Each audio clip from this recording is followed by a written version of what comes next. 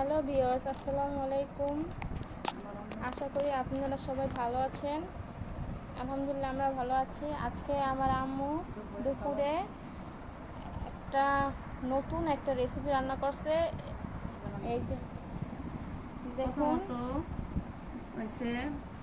কত কত ভর্তা রান্না বানিয়েছে। ভর্তা, কাঁঠালের বিচি ভর্তা, রসুন মরিচের ভর্তা, শুটকি ভর্তা, বাদাম ভর্তা, কালিজিরা ভর্তা, তারপর হচ্ছে গিয়ে ধনিয়া ভর্তা, তারপরে পুঁটি মাছ ভাজা, বড়শিতে ধরা মাছ। আর এই ভাতটা কখনো কেউ খায় নাই, তারপরে খাইছে কিনা বলতে পারি না, কিন্তু এই ভাতটা চুকা ভাত। এই ভাতটা হয়েছে নাম হয়েছে কাজির ভাত। ভিজায় রাখা চালটা টক হয়, টক হওয়ার পর এই ভাতটা রান্ধে, তারপরে এই ভাতটা দিয়ে এই ভর্তা দিয়ে খাইলে অনেক সুন্দর মজা লাগে। এই ভাতটা আমরা খাই আজকে আমাদের দুপুরের খাবার। তারপর আপনারাও চেষ্টা করেন, এই ভাতটা যদি আপনাদের পছন্দ হয় আপনারাও খান, আর আমাদের সাথে ই করেন, মানে চ্যালেঞ্জটি সাকসেস করে দিবেন।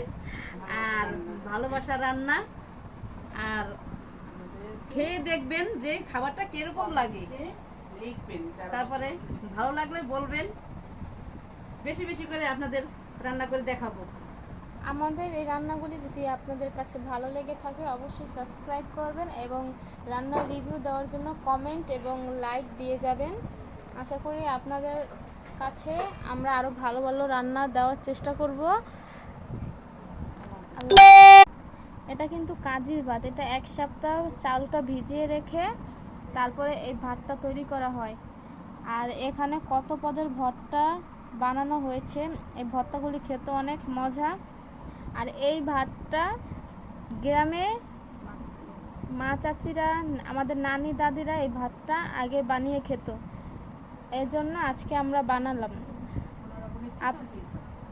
আপনারাও এরকম, যদি আপনাদের পছন্দ হয় তাহলে আপনারাও এরকম ভাত রেঁধে খেতে পারেন। এটা কিন্তু সাধারণ ভাত না, এটা কাজির ভাত। এই ভাতটা খেতে অনেক চুকা হয়, আর ভাতটার স্মেলটা আসে অনেক।